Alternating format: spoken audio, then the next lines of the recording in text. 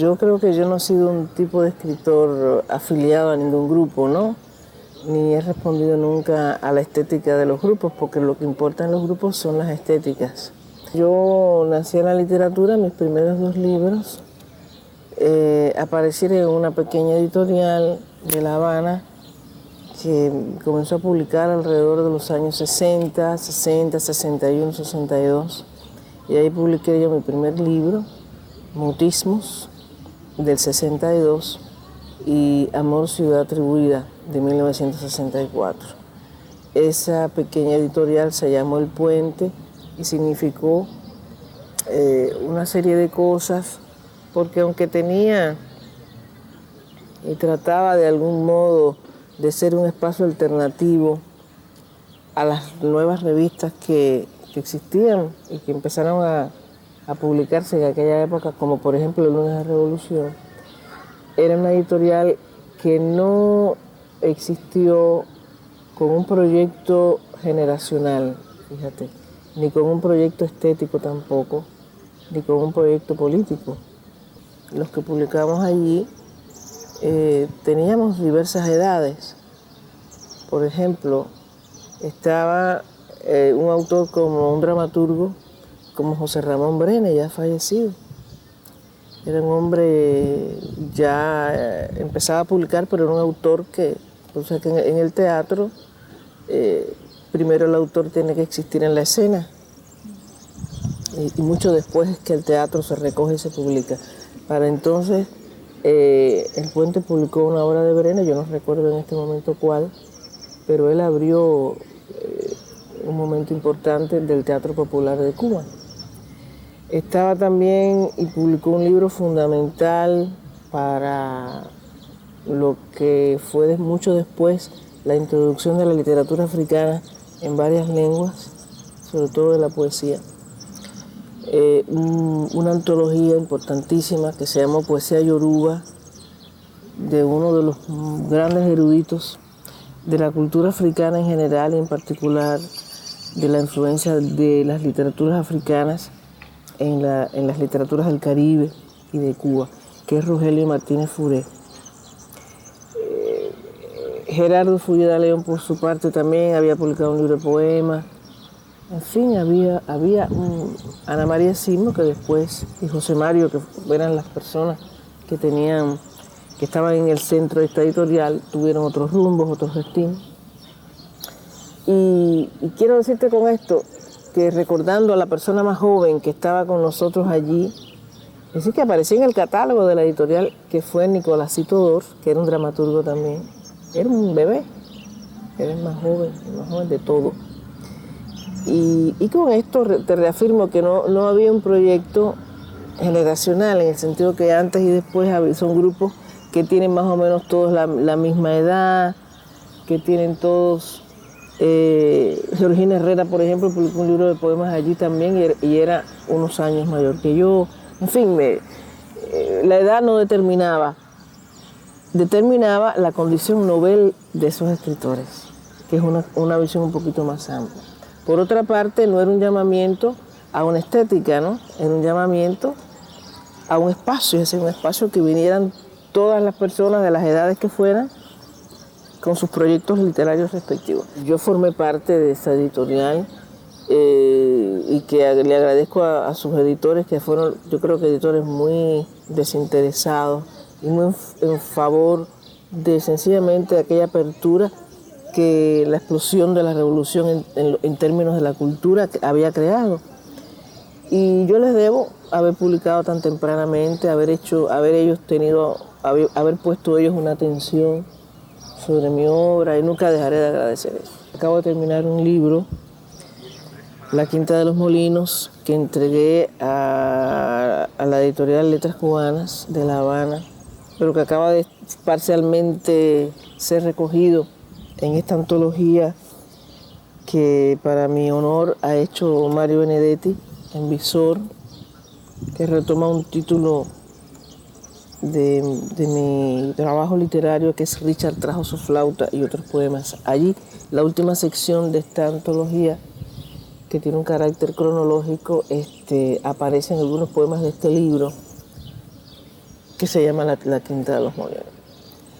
Y te digo, es un libro grande y aparecen poemas, sobre todo de los años 90, pero no dejan de aparecer poemas de otra época, poemas muy viejos que no había yo publicado, porque a mí me gusta escribir de una manera muy libre, ¿no? Yo escribo y después armo mis libros.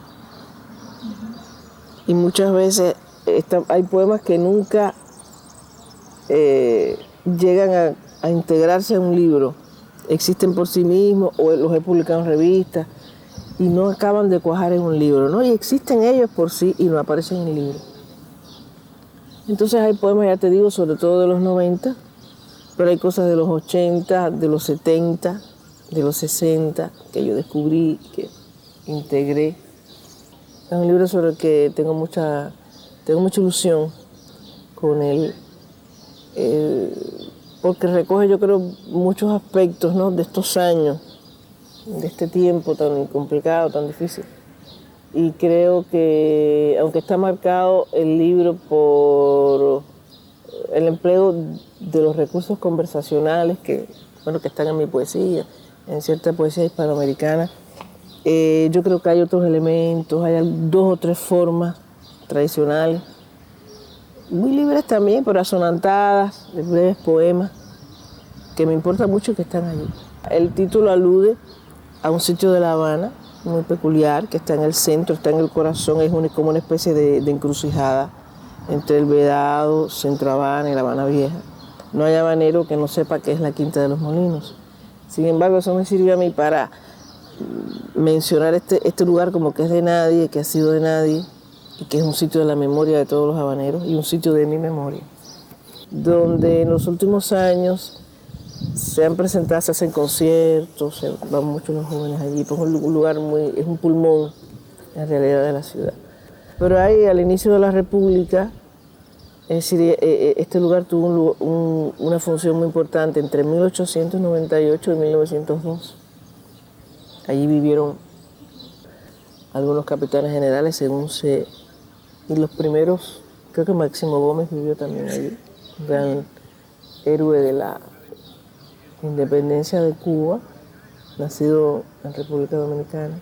En los primeros libros, eso eran factores que conformaban esa expresión, pero yo no creo que la crítica se pudiera acercar, porque además cuando tú eres un poeta joven, pues tienes que hacer mucho, evolucionas, pero nadie está al tanto de esa evolución. Y yo creo que desde el mutismo hay elementos, ¿no?, que después se van desarrollando más o menos en los libros siguientes. Pero yo creo que sí, que mi escritura ha tenido una conciencia de género, que naturalmente es una de las que más se ha desarrollado después, pero que en un inicio eso estaba como que soterrado y no afloraba, ¿no? Y al influjo de la época en que yo he vivido, ¿no?, y del momento en que yo he vivido y de la emergencia de todos estos cánones, pues mi poesía ha estado abierta ya, sin por esto creer que yo milite con una posición en relación a la escritura femenina, ¿no? Pero yo creo que sí que existe, que es válida, y que si algunos de los poemas que yo he escrito contribuyen a la gran labor que esa producción literaria debe de crear para las mujeres, pues a mí me parece maravilloso, es magnífico. Pero con esto te digo que hay muchos otros temas importantes, como es el tema que se conoce como el tema negro, pero que es fundamentalmente mi percepción del fenómeno de la esclavitud en la sociedad cubana, las relaciones entre raza y género, ¿entiendes? Para mí son fundamentales, están en mi poesía, en muchos otros temas que ya no entran en la poesía, sino que están en mis ensayos, en mis estudios, en mi breve ejercicio de la crítica literaria. Ahí está todo eso, porque no siempre la poesía puede expresarlo todo. ni todas las inquietudes que uno tiene como ciudadano, como ser viviente. He estudiado otro autor o otra autora que yo creo que expresa mejor que yo estos temas, o bien he querido difundir a un autor porque yo creo que ilustra de una forma muy transparente cosas que yo he querido decir y he traducido mucho. Yo valoro extraordinariamente la traducción. No sé si sabes que yo me gradué de una licenciatura en Lengua y Literatura Francesa de la Universidad de La Habana en el año 66 y tengo una formación, por supuesto, de la literatura francesa de Francia, pero me especialicé desde siempre. Cuando yo seleccioné mi tema de tesis de grado, que fue Mececer, gran poeta de la Martinica, pues yo me abrí a una francofonía que iba más allá de las fronteras de Francia. Y por supuesto me interesé en el Caribe, en las Antillas francesas y en Canadá, fundamentalmente. Aunque, fui una lectora, gracias a la presencia en mi vida de Martínez Fouré, pues fui lectora de muchos poetas africanos de lengua francesa. Y en los 90, yo creo que he sido testigo, he podido asistir al afloramiento de una literatura que están haciendo ellos allí en creol, y de todo un vuelco, ¿no? Un punto de giro extraordinario en esas literaturas. Es un tema muy polémico. Yo soy partidaria, como buena alumna de Fernando Ortiz, de Nicolás Guillén, de las teorías de Edouard Glissant en relación con esto, porque Glissant es un hombre que cree en la criollización, es decir, en el elemento, es decir, que las lenguas se prestan vocablos, se prestan cosas, pero que realmente nadie puede rechazar un idioma dentro de otro. Con esto quiero decirte que los autores de estas tendencias que solo se expresan en creol, pues pierden la comunicación con otras muchas, con otros sectores. Creo que, por ejemplo, ellos hacen un trabajo muy válido cuando hacen teatro, cuando van a trabajar en el mundo de la tradición oral, porque esto es más vivo. Pero la escritura, todavía habría que pensar mucho, reflexionar mucho, estudiar mucho de todo lo que eso significa. Entonces yo me he dedicado desde los años 90 yo he sido testigo a través del jurado del premio Carbé del Caribe a estudiar estos fenómenos, así que la traducción, por eso, como Cesare Pavese, el poeta italiano, que hay que traducir, hay que conocer de otras lenguas. Un escritor lo primero que tiene que hacer es escribir bien. Y no se puede escribir bien si tú no atiendes al lenguaje, a las formas de la lengua en la que tú te expresas, incluso a la historia de la lengua en la que tú te expresas. De forma tal que uno tiene que tener lecturas muy profundas y muy sistemáticas de la poesía que lo precedió a uno. Naturalmente, ya cuando yo comencé a escribir poesía, ya había una expresión de vanguardia en la poesía hispanoamericana. Neruda, Vallejo, Guillén, Huidobro, Lorca, Alberti, en fin, o Salinas, o Jorge Guillén. Algún que otro crítico no ha comprendido eso. Y para mí las formas son muy importantes, pero también yo creo que mi poesía tenía que amoldarse a las expresiones de mi época, es decir, las expresiones de mi tiempo.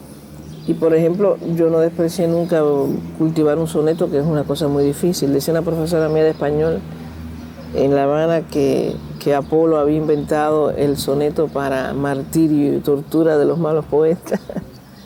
Nunca olvidaré eso. Y cultivar las formas métricas tradicionales, como por ejemplo la más difícil, que es el soneto, o una décima, ¿no? Para mí, yo nunca he tenido prejuicio, aunque no es lo que más cultivo. Yo me incliné más por el verso libre, por toda la transformación del verso libre en función de lo que habían encontrado estos poetas de la vanguardia hispanoamericana, que eran los poetas de mi tiempo, y ahí, entramos en él. en el mundo de la poesía conversacional o coloquial, como se la quería llamar, o la antipoesía, como quiera. Yo creo que yo he expresado, ¿no? Y me afilié a esa inquietud. Yo creo que en mi poesía hay todo un momento también donde la metáfora, la imago, tiene una presencia, tiene una importancia. Yo no la he rechazado, porque yo no rechazo nada de lo que naturalmente venga a mí, ¿no? Yo creo en la inspiración, lo he dicho en otras oportunidades. Es bueno trabajar, es bueno leer, pero hay un momento en que yo acepto esa inspiración, ese momento en el que viene una palabra y esa palabra desata todo un planteamiento literario, que se logra o no se logra, pero yo atiendo ese momento, lo respeto extraordinariamente. Entonces muchas veces hay metáforas así, yo las dejo como ellas se producen, y las dejo así. Y hay lectores para ese tipo de poesía, donde el lenguaje tiene menos comunicabilidad que otros. Yo creo que nunca me he sentido limitada en este sentido. En mi escritura no me he sentido... Aunque aspiro siempre, yo creo que uno aspira a comunicar. A mí me importa comunicar cosas. Lo que pasa es que a veces cada poeta piensa que quieren comunicar la belleza de la palabra, y un poco hacen una poesía en donde la belleza de la palabra es lo único que importa. A mí me importa la belleza de la palabra, pero me importa comunicar un pasado, revelar cosas, adentrarme en eso que llamamos los orígenes. Por ejemplo, esa zona de mi poesía que se ha querido llamar de alguna forma, que se llamó en los 30, que tuvo tantos nombres como la poesía afrocubana, la poesía mulata, la poesía negra, como tantos nombres que tuvo. Mi poesía, en mi caso muy particular, bueno, pues le debe muchísimo a Nicolás Guillén. Yo creo que muchos de mis poemas no hubieran existido de no haber tenido la experiencia de la lectura de Guillén y de la vida con Nicolás, que fue un privilegio para mí haber podido trabajar con él, haber podido a su vez estudiarlo, ¿entiendes? Sin embargo, yo también he atendido a otras muchas cosas. Es decir, que yo no me he sentido nunca obligada a atarme a un solo tema. Siempre he tenido mucha inquietud, y como nunca paro de escribir poemas, pues yo creo que bueno, hay que diversificar las cosas, porque no siempre va a estar hablando uno de los mismos temas. Y en ese sentido yo me he manifestado de una manera muy libre y de una manera muy diversa. Que lo fundamental de la biblioteca virtual es que se incorpora al aporte del mundo electrónico, pero no deja nunca de considerar al libro impreso como el centro generador de la obra literaria. Y no desconoce los tiempos en que vivimos, y los tiempos en que estamos, y los recursos de que podemos disponer. Yo creo que para la promoción y para la colocación en la necesidad artística del hombre contemporáneo, de la mujer contemporánea, una biblioteca de este tipo es realmente un gran paso. Yo creo que estamos en un momento, de verdad, como nos gusta decir a nosotros allá, es un punto de giro en el trabajo de la teoría literaria, en el trabajo de la técnica de la investigación. Y yo realmente me quito el sombrero o la pamela delante de la biblioteca virtual que han comenzado a hacer aquí en Alicante.